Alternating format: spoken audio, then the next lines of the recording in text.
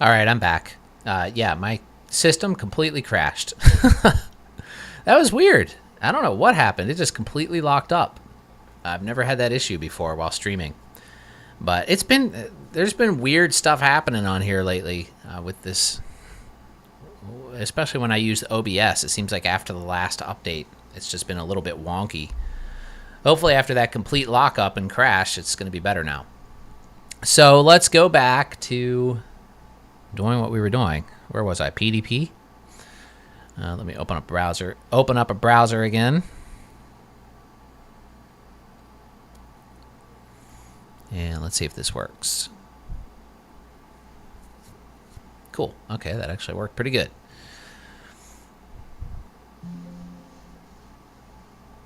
All right, let's go back to PDP's website.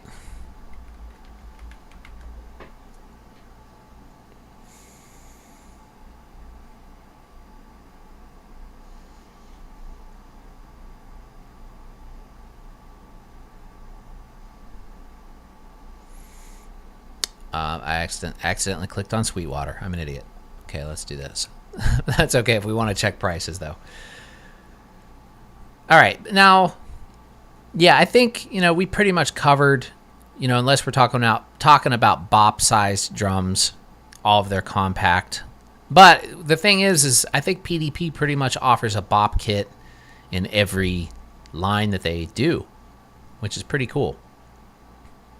And they offer some interesting finishes, too. Like, that's pretty unique. I don't really like it, but it's definitely different. But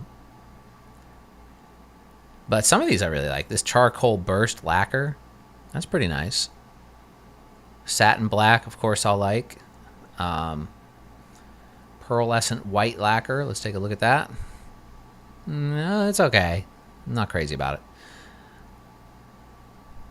Seafoam. I do like that. That looks cool. Natural lacquer. You can't really go wrong with that. But yeah, PDP is a solid choice for sure. See, anybody out there?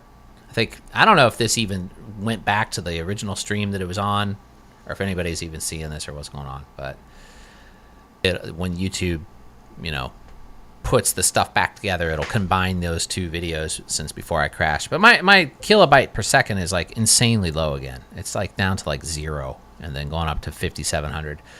Maybe I should just stop. I don't know. This is not really working so well, unfortunately.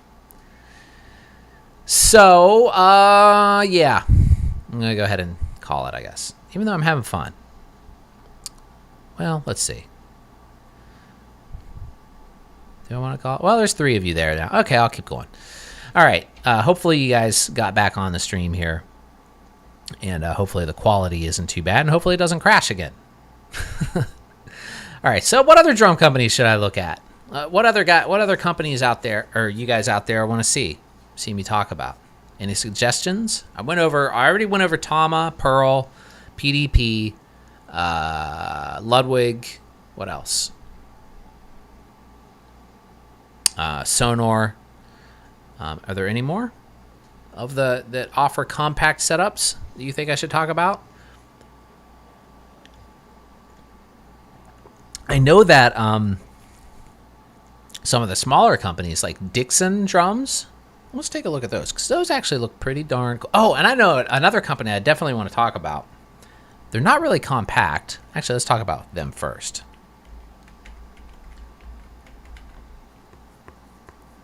Oh, wait, is it Barton or? Yeah, it's Barton. Barton drums. I follow these guys on Instagram, and I have cases by them for my Pearls drum bags. Why isn't it showing the image? Still loading. But I really like what these guys are doing. They make really, really cool looking drums for really, really good prices.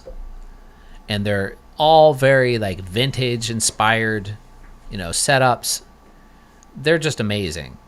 I really, really like what this company is doing. Simple, classy, and just nice looking. Like this. Essential Beach. And the prices really aren't that bad. You know, they're actually really, really affordable for what you get. You know, and they just look really cool. Look at this. Very cool stuff. Very unique finishes, too. I really like this one. That's so cool. I mean, it kind of looks like my Pearl a little bit, but more on the brown and beige style, whereas my Pearl's like more like yellow and black. But it's a similar kind of, you know, whatever. But Barton drums, and you know, they're not exactly compact, but we can. I think they have like a, you know, pretty small setup here. You have a 7x12, 14x14, 14x20 option, and then let's pick Zebrano. And let's see, $9.99. You know, it's. I mean, it's not cheap, but it's not that expensive either. You know, for what you're getting. And they look really cool. They look like a vintage set. That orange is pretty cool. Orange, yellow, blue.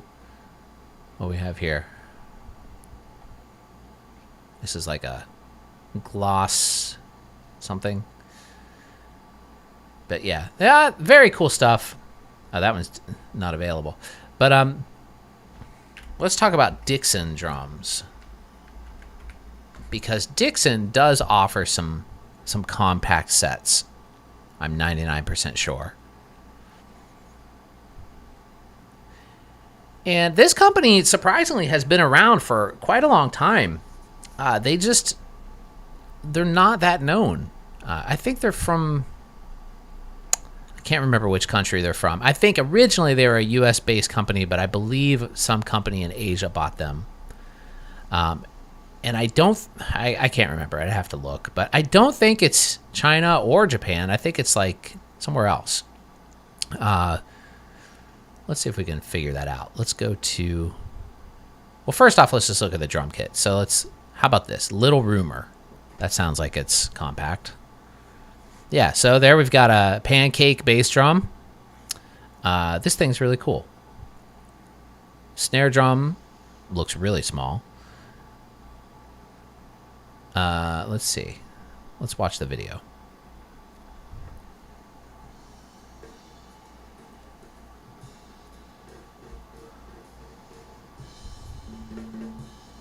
Greg Bissonette, endorser.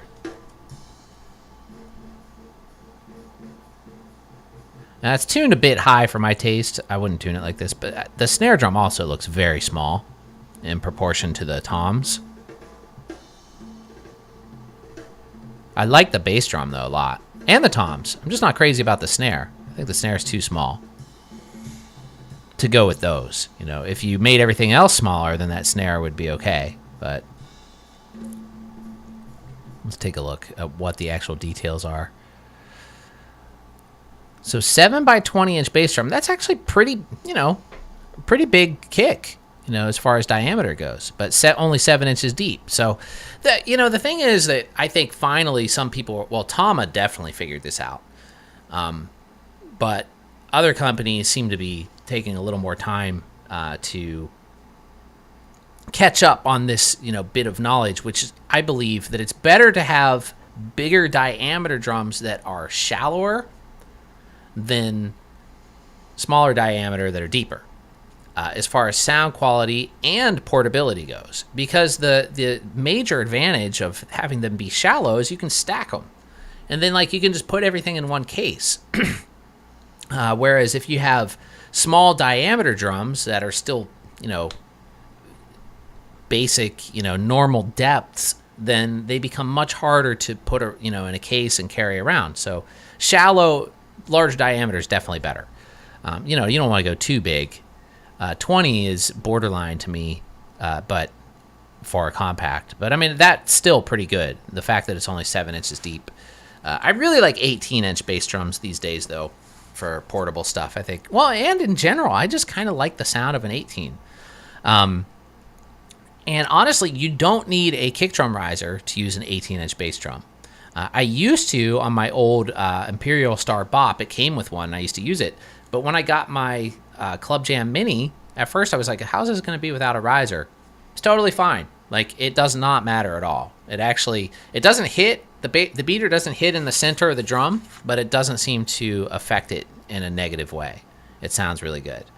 Simon Nathan says, LOL, yeah, that snare is way too small. Yeah, it's tiny. It's really weirdly small. Let's see what else they've got here. Let's go back. I wish I could just get a page. Oh, here we go. So here's like a page of all their... So we have this Jet Set Plus, which also looks compact. Let's take a look at that. Simon's asking how much they charge for these little roomers. Let's figure that out. I don't know, actually. This one actually looks better to me. I'm kind of more into this. Except these ones with these ridiculously long hoops. Like, I don't like the look of that at all. But this one looks cool. Orange County Percussion used to make those really, really long hoops, and I always thought they were so stupid looking. Like, I'm just not a fan of the long bass stuff. I don't know. Whoa, look at this one. Look at that thing. What's this, made to stand? Let's make this bigger. Can we make this bigger? Let's go in here. Let's take a look at this. What is that? That is really weird. Yeah, so it's like a standing kit. It's like almost like a cocktail set, but not quite. Sounds good though. I mean, it's high tuned, but that's all. Come on. All right, let's take a look at this one. Ooh, they've got this one converted to electronic. Is this on Dixon's website? Yeah, it is.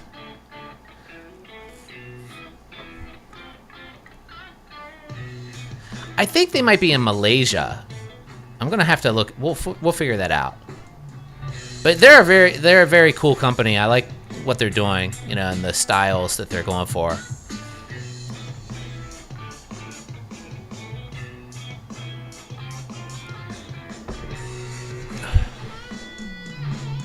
I'm confused by this video, though. I would have liked to have just seen one thing instead of like a million things at the same time. But still, it's cool. So, okay, so this jet set, it looks like they're just setting it up in a variety of ways. Now, if you look, let's go back to their website. Oh, you can't really see it there. Oh, yeah. So look at that tom mounting arm or post that's going down in the bass drum. That's very long. So it looks like it's made to where you can actually set it up to sit down or to stand up, which that's pretty interesting.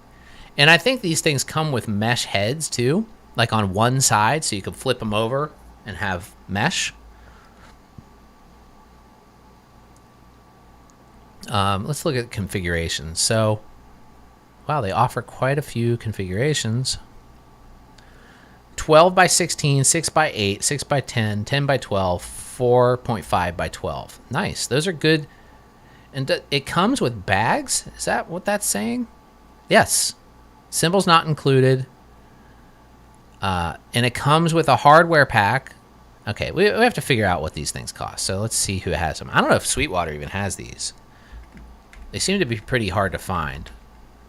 What's that one called? The Jet Set.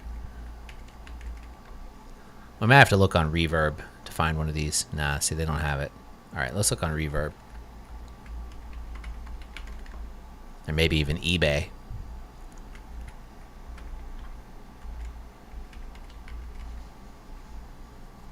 Okay, they have them on Reverb, and that's a very competitive price for these. This black and green one is cool. Wish I had more photos, though. That's in Virginia. That's really cool. I really dig that. I like the green hoops. Let's see if... it's the same.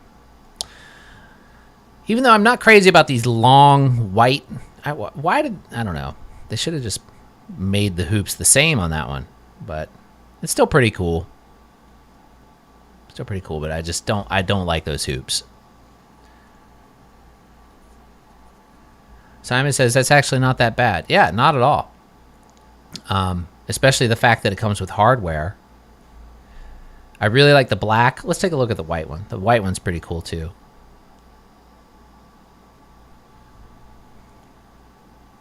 That's interesting how you can mount the snare like that. Okay, so cymbal sold separately. 12. We looked at these sizes. And let's just read the description. Yeah, so it comes with mesh heads on one side, and the toms are made in such a way where, you know, you can flip them over and they don't look weird. Because if you look right here, the tom mount is right in the center. And same with on the floor tom, it's right in the center. So you can flip the toms over. They're basically designed to be reversible. So you have mesh on one side and then standard heads on the other side. I'm not sure how well that would work on a snare drum, though. I think you would have to change out your batter head on the snare. But other than that, that's a great idea. Let's see this video. I think we watched. Did we watch this one? No, we didn't watch this one yet. Skip ahead a little bit.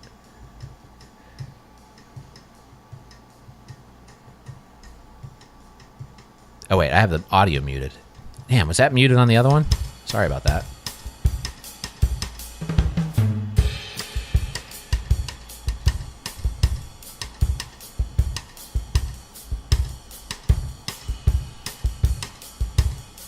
And they look cool too. Their logo is kind of cool. It's just a symbol. It's not even like.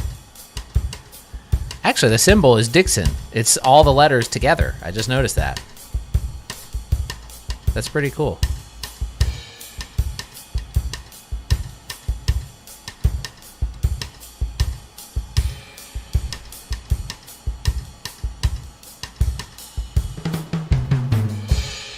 And they definitely sound like concert toms since they have the mesh heads on the bottom. But I'm not against that. I like the concert tom sound. Of course, you could easily, you know, switch out those mesh heads with standard resonant heads and have a more normal, you know, non-concert tom sounding drum set. But let's take a look at their website again and see if I can figure out more about them and figure out where they're actually from. Does it even say? Maybe down on the bottom. Let's see if there's an about. Here we go. About the Dixon statement. Let's see. I don't know if it's going to tell us company info. No, not really. Let's see if we can Google that or Bing it.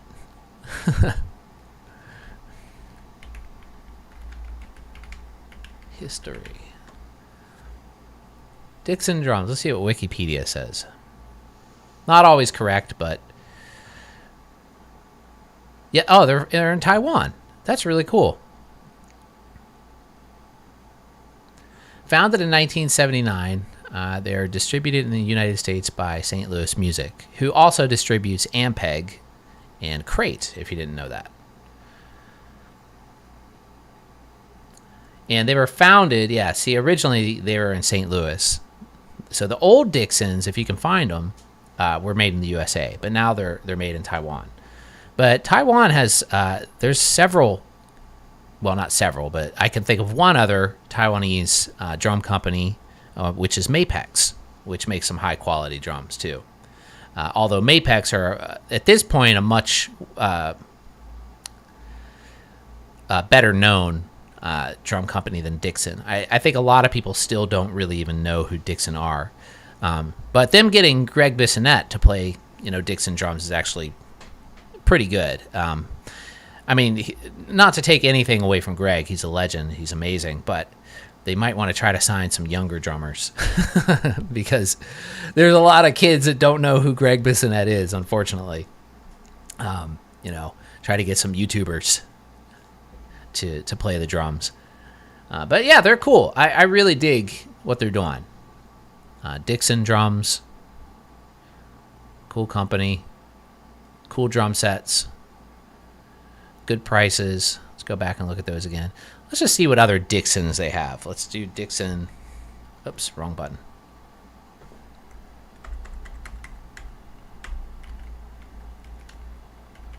Just do Dixon drum set. So we have the little Roomer. We looked at those with that bizarrely small snare drum. $649, still a pretty good price, and I think those come with the hardware too. But if I were going to pick one, I'd definitely go for either this white, probably the black one. I mean, I keep picking black, but that one looks especially cool right there. That's a very cool looking set. And plus, you could basically buy that and already have it set up to convert to electronic if you wanted to. All you'd need is that, some electronic cymbals and a trigger set and a module, and you're already good to go. It's got all the mesh heads. That's really cool. Maybe I'll sell my Club-Jam flyer back there and try one of these. Nah, I would if it weren't such a pain in the butt to do that. It's so hard to sell things anymore. Because, I don't know, just living in New York, it makes it more difficult. But that is really cool. I wish they had more photos. I really like that one. Well, let's look on their website. Wait, did I close it? I did. Whatever. Okay, what other companies should I look at, guys? You guys have any suggestions?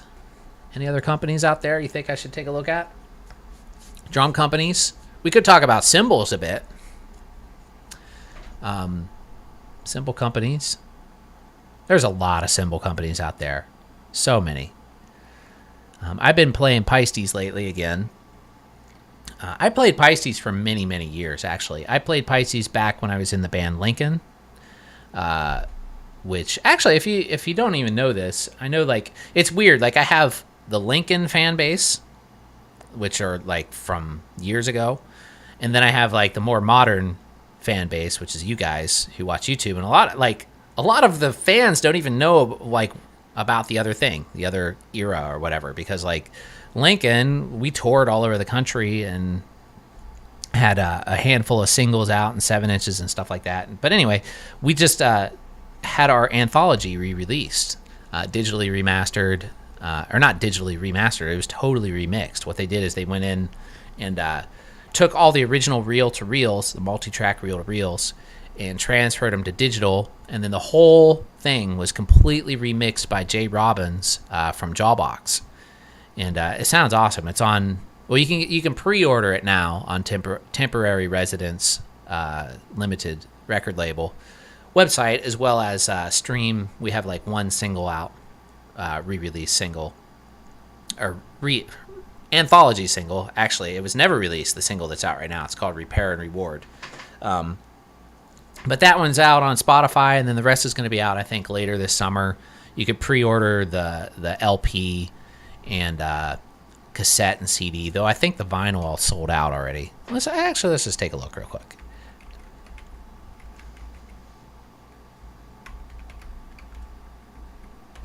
I don't know the website of anything, so I just have to search it. Okay, here it is. Temporary Residence Ltd. And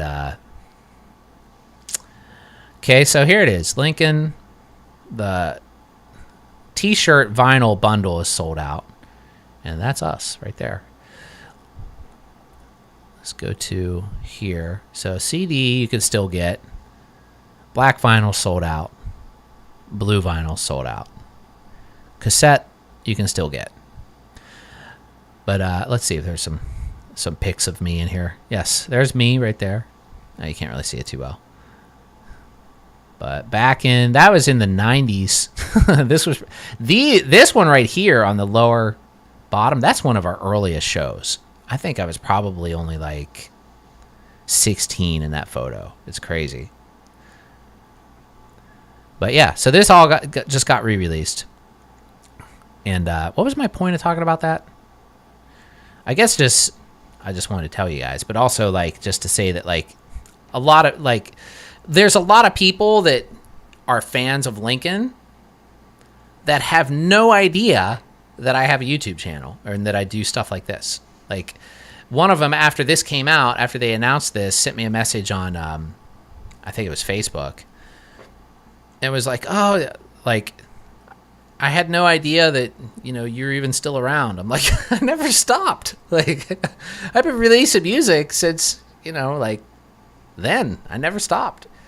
Not to take anything away from Lincoln, and the fun we had back then, but it's not even my best project, to be honest. Like I think I've made much better music since then. But, I know the fans like it. So anyway, let's keep talking about drums here. Any other drum companies? Anybody have any suggestions? Oh, I know how I got on that tip was because of Paistes. So I started playing Paistes back then in the 90s with basically, I think because I had played like nothing but old Zildjians when I first started playing drums. And I played old Zildjians up until we were in a band called Ice Fan. And I played these old Zildjians and stuff back then. And then Lincoln started, and I still had the old Zildjians, and I kept using Zildjian 20-inch rides as crashes. Oh, shit, I'm bleeding. I picked a scab. I just want to look at that. But I used to use 20-inch rides, Zildjian rides as crashes back then.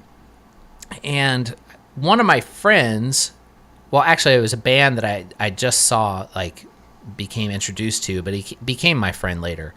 Drummer by the name of Darren Zentek, who played in Channels and Denora and T4 and all these other bands, like Kerosene 454. Great drummer, really cool dude. But the first time I ever met him, he had a complete set of Paiste cymbals.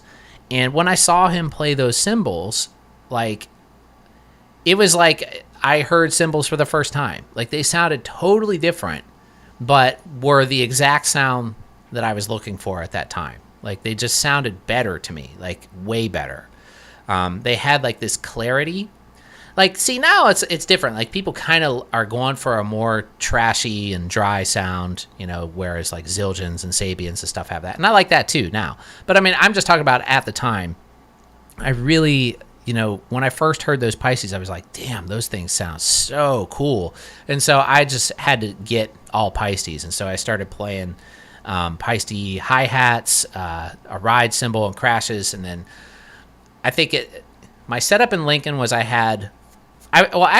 still used Zildjian hi-hats except for on the recording. On the recording, I used Paiste Alpha Sound Edge hi-hats because they were my friends. I didn't have Paiste hi-hats. My hi-hats were Zildjian Quick Beats, 14-inch.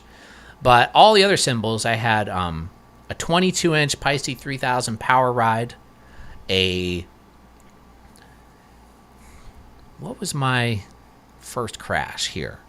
That I don't remember, but my right crash, I had an 18-inch.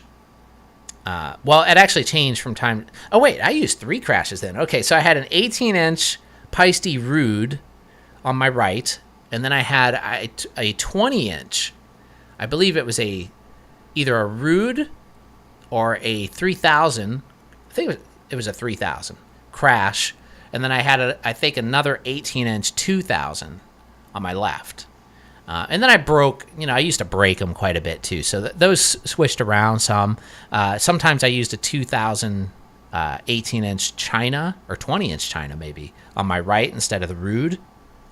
But I think that switched out during the tour because I got tired of hearing China cymbals because all these bands were using China cymbals, and I just got sick of the sound, so I wanted to get rid of mine. So I traded it for a Paiste Rude crash. But so, yeah, I got into those like big time back then, and then switched and kind of went back to the more vintagey, like B20 sounding cymbals back in, when I got back into, I don't know, playing in bands and stuff later. But then a couple of years ago, I started playing some Paistes again, and Paiste definitely has more variety in their sounds these days than they used to back then. And I just got that Paiste 900 set, which I like. It's weird. Like, sometimes I really love it, and then sometimes I don't like it as much. Like, when I hear it on recording, I think it sounds amazing. And I'm talking about all the 900s. But sometimes when I'm playing them, I don't know, they sound good. I like them. Don't get me wrong. I'm still using them. I really like the ride cymbal. And the hi-hats I think it's the hi-hats is where I tend to have the most Like sometimes I love them, sometimes I don't. I don't know. It's weird. I've never really experienced that. Like it just really depends on the room, I guess, or what I'm playing on them. They're very responsive. Like you could get like a tight sound on those hi-hats really easily. And I think it's also getting used to how to play them. Because I think some cymbals, like I would have to push harder to make it sound really closed and really tight, but those you barely have to press your foot. So you have to be careful not to go too tight, or it'll sound kind of weird unless you're really going for that. But let's see what other comments I have here. Nate said, I just disappear for a year, then come back like a virus myself. And then says, I honestly like the HHX Performance Series from Sabian. They have a great mix of dark, but not too dark, and can still cut through. Yeah, the HHX stuff with Sabian just sounds killer. And Nick says, I have an honest question for you. Why is it that people use drums? That Paiste use drums but want full retail? Like it's used. It has no warranty, so drop the price. I don't know. I see that too. And I think like those always get posted by people who bought them for too expensive, or like parents, of like kids that they got the drums for. I feel like that happens a lot. But they're never going to sell them, obviously. Used kits, that's a great, the thing is with used kits, it's much harder like to tell non-experienced drummer, like 'cause I have students and stuff that want to buy drums, and I know they could buy, they could get a better deal finding something used, but you have to kind of know what you're looking for and know what to look for or what to avoid, as far as heads and hardware and what, functionality things are in, condition and stuff like that. It's really hard to tell, a kid, or an inexperienced drummer how to look for all that stuff. So, then I would just suggest that, let me pick it out for them, but then it becomes this big thing. We have to organize and meet up and try to get select things. I did do that for like a couple of students before, but it could be a pain, so now I just direct them. I'm like, just buy an Alesis Nitro Mesh, it's the easiest thing to do. And plus it doesn't bother the parents as much, because, it's not as loud. But anyway, what else should we talk about drum wise? The one thing, we'll keep talking about cymbals here and Paiste. One thing I really like about Paiste, oops, not that. Did I misspell it? P-A, yeah, I did. I put I-E. The one thing I really like about Paiste's website, is their website. Like, it's really easy to use, like compared to all the other cymbal series. Like you can go here to instruments, you just see all the lines. You can just click one. There's the color sounds. Let's go to the regular 900s. And then you can just go down here. Everything's organized real good. You can just go to sounds and just the different parts of the cymbal you can hear, the body, the bell, and then a pattern.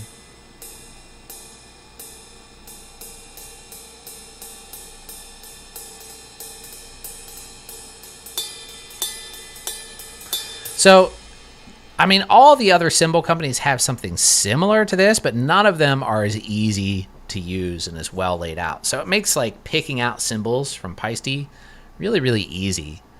And also, since Paiste has like meticulous manufacturing standards, that they have very little variation in their cymbal sound. So if you hear something here, it's pretty much going to sound like that, like 99% when you get it. Some people don't like that about Paiste because, they feel like that, it's nice to have all those variations in sound, like no two cymbal sounds the same, which I can appreciate that too, like where you get uniqueness. But if you find something you really like, by Paiste, and then say you break the cymbal, you can get that exact cymbal again, which is, you really can't do that with the other brands. Even if you buy the same exact model and cymbal, it's going to sound different. Like if you won't find two Zildjian A medium rides that sound exactly the same. They all sound different because they're all handmade and, you know, just hand hammered by different people and lathed by different people. And Paiste has a way of doing it with computers and machinery to where it's all like exact. Like until they get up in there, you know, they have the other style too, where you can go into like signature traditionals. You know, you're going to have more variation in these than you would in some of the others, as well as like their which ones? The Master series. Master sounds more like Zildjian and Sabian. And they have, actually, there's some really cool Master sounds, like this Dark Dry Ride. This thing sounds awesome. It's really dry. Really. Actually, they have the extra dry version. Where is that? Down here, Master's Extra Dry. This is the one I was talking about, or thinking about. It's so dry.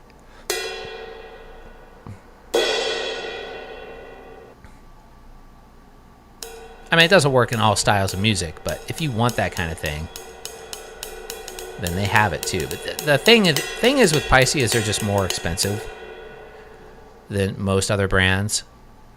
And a lot, not the mid-range stuff. Like if you go for the 900s, then it's actually a really affordable price for what you get. Giant Beat, those sound really cool. 2002s like their standard. The Formula 602 are B20, and I think, in my opinion, those are pretty overpriced, because they don't really sound to me any better than like some of the high-end Sabian stuff, which are the same kind of alloys, but you're paying a lot more for these. Like these are just very expensive cymbals. But they're still nice. I mean, don't get me wrong. And they look cool. But, you know, Paiste's low-end stuff, there's a lot of gems in these entry level. Like the PST-7s, these things sound really good. Like, these do not sound like entry-level cymbals. Like, when you hear these being played. Like, let's check out, like, the PST Ride, the 20-inch Ride. It's a nice-sounding cymbal.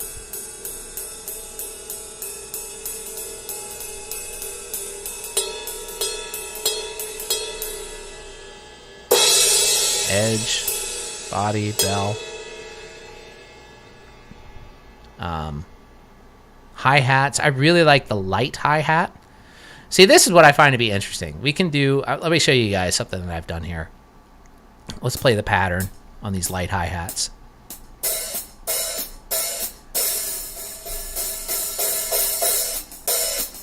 Very cool sounding hi-hats. They have that...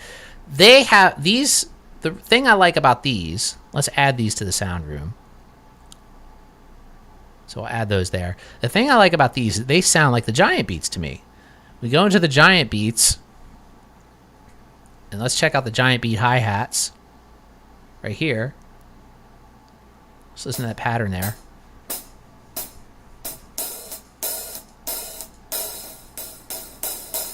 It's a very similar sound.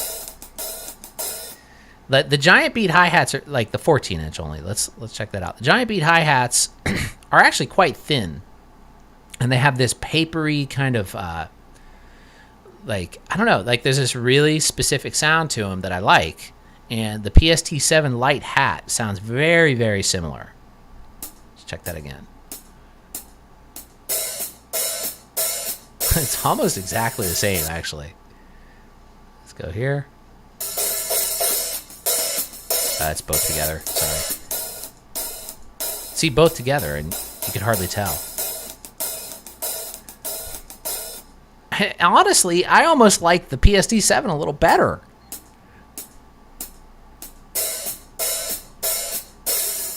It's got this nice, like, soft hissiness to it that sounds really nice.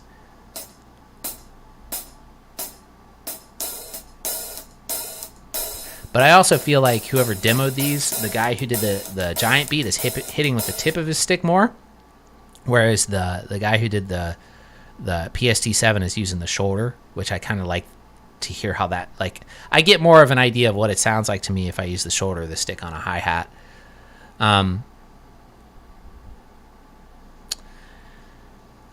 another... See, the 900 series hats here in this... Like, when I hear them here, I really don't like them very much. But to me, they sound different when I play them myself. And they sound okay. It's not like they're bad. But, again, I feel like the guy's hitting with the tip of the stick there. I can hear that tip. Which, I mean, it's a style, but I prefer the, the shoulder hitting. And I think that's why I don't like that demo that much. The heavy hi-hat, I'm not crazy about that one. That one sounds too metallic. Yeah, the regular one's good. Let's see. Nate says, yeah, I've helped out several churches and studios to buy used drums. They really didn't have a clue, and it's a pain. I agree. Yeah, it can be a pain. I find that Paiste has great cymbals for a decent price, way cheaper than Sabian's or even Meinl cymbals lately. Well, it's only, like I said, it's only the mid-range and lower range stuff. If you get the high-end Paiste stuff, it's quite expensive. Let's take a look. Like, we'll go to Paiste Formula 602.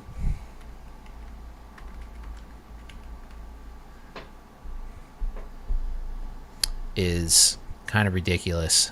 Yeah, like $620 for a pair of hi-hats. That's nuts. Insane. 22-inch ride cymbal, $605. Nope. To me, it's just not worth it. Especially, you can get Paiste prototypes that are, some of them essentially are, I'll let you guys in on a little secret, Formula 602 hi-hats. So I have this pair of hi-hats right here. But mine, let me just grab them real quick and I'll show them to you.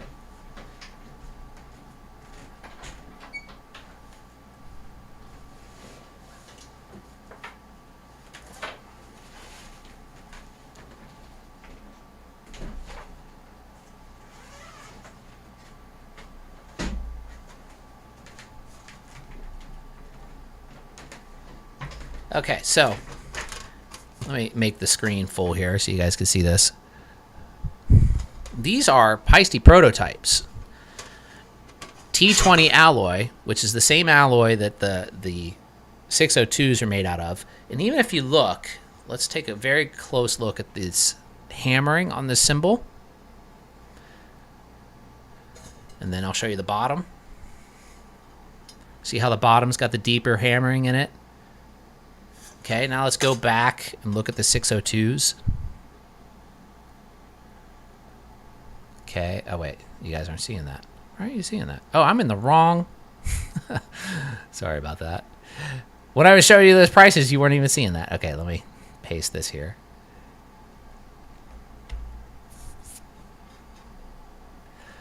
So $570 for these. Now look at the hammering. Okay, we see the deep hammering on one, and not as deep hammering on the other.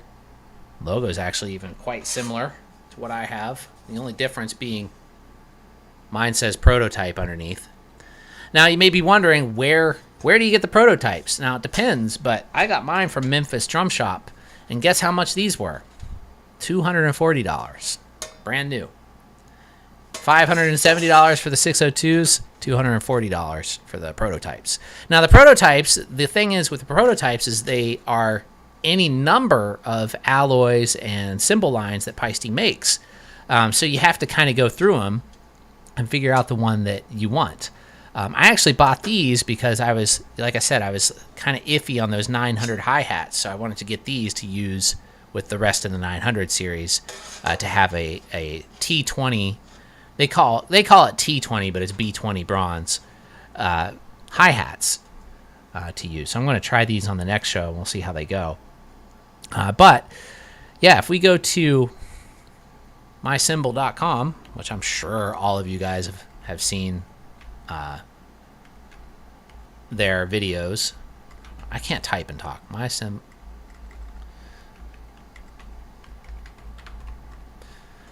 Which is Memphis Drum Shop. So let's just go here and just type Paiste prototype.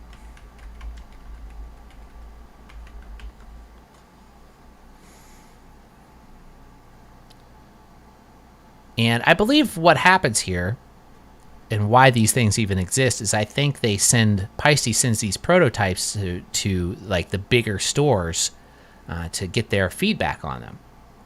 And then the ones that, do well, they end up making more of. But they're, as you can see, the prices are much, much better. Like we have a 22, and what's cool about mycymbal.com is they even tell you what line that the prototype is of, because it doesn't say on the cymbal. So we have a 22-inch signature prototype ride cymbal, $338, brand new. If you were to buy it as a signature, it would be $646. So that, if I wanted to buy the high-end Paiste stuff, this is how I would do it, because it's just a much, much better deal. I lost my chat window. Where is it? I'm going to get that back. Did I close it? There it is. Okay. So yeah, Paiste prototypes. They're the way to go if you want to get the high-end Paiste stuff, because you'll save a lot of money. Cameron says, it's a lot of music gear. The very high-end is just for clout and good craftsmanship. Boutique pedals, high-end guitars. The beauty of today is that the lower-tier stuff is so good for the money. I agree 100%. Because I use a lot of lower-end stuff. And I've been doing this a long time. I don't really care. I like a lot of it. I think a lot of it sounds really good. I have a lot of guitar stuff that I can't imagine having anything better. Like I have this FX 100 from Flama. Like they sent me this thing. And I use this for all of my guitar sounds. It sounds incredible. Like I can get every single guitar sound that I would ever possibly imagine out of that thing. And it sounds way better than any amp that I ever mic'd up and like try to record. And it's not expensive. Cameron also says a Bullet Mustang into a PC can record an album for under $200. Absolutely. Like totally. And Nate, I agree. Music gear has become crazy expensive, but the low-end stuff has become so good. I got a condenser mic, USB mixer, and desk stand for less than $200, and it sounds great. Totally. I think, in my theory on why the high-end stuff has become so much more expensive is because they know that the people that really, want the brand name or the line name on there, they'll pay that much more for it because they care, that much more about it. But then the people who, are playing the entry level or lower end stuff, who don't care, they'll play a Donner bass, or a, whatever, Tama Club-Jam, and they'll save the money and they'll still get just as good sounding stuff out of it. It's really quite amazing how good that the entry level gear is these days. It's really good. I mean, the Paiste 900 series, those cymbals, you could get the whole pack for like $600, and it has a crash, or two crashes, a ride, and hi-hats. And actually, the PST-7's even cheaper. I think they're like $4 something. And those PST-7s sound great. And if you want to go even cheaper, honestly, the PST-5s aren't even that bad either. They sound fairly decent too. Some of them sound really good. So, and then Meinl, you have Meinl cymbals. Meinl makes some really, really good mid-range or inexpensive cymbals. I think their mid-range is really where, you get the best deal with the Meinl stuff. Like the Classics Customs Darks, I had those. I sold the whole set. I don't know why I sold them. I should have just kept them. But sometimes I just go crazy and buy stuff. I'm like, I've got to recoup some of this money. So that's why I did. I knew I could sell them all, for a pretty good price, so I did. But now I have the 900 series set. See, their website, I don't like. Why is this website so hard to do? Okay. I guess it's not as hard as I thought. So they have this, the Classics Custom Dark. Though it's not here we go. So let's look at the Classics Custom Dark. I think these sound really nice. The only thing I wasn't crazy about on this line when I had them was the ride. It didn't sound bad. It just didn't it was just a little mushy. Like, it didn't cut through very well. And even on recording, like, the bell kind of sucked on it. And even the bow, it sounded good crashed, but it just sounded a little dull. Like, it just, I don't know. But everything else, the hi-hats especially, I thought sounded really good. Really, really good. And, I mean, the ride, like where is the rides? Or where are the rides? Wherever it is. It had a nice tone. It wasn't that I disliked the actual sound of it. It's just it didn't project or cut very well. That was my only issue with it.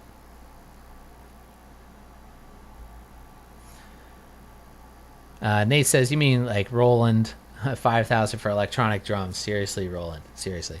Yeah, Roland, Yamaha too, for their high-end stuff.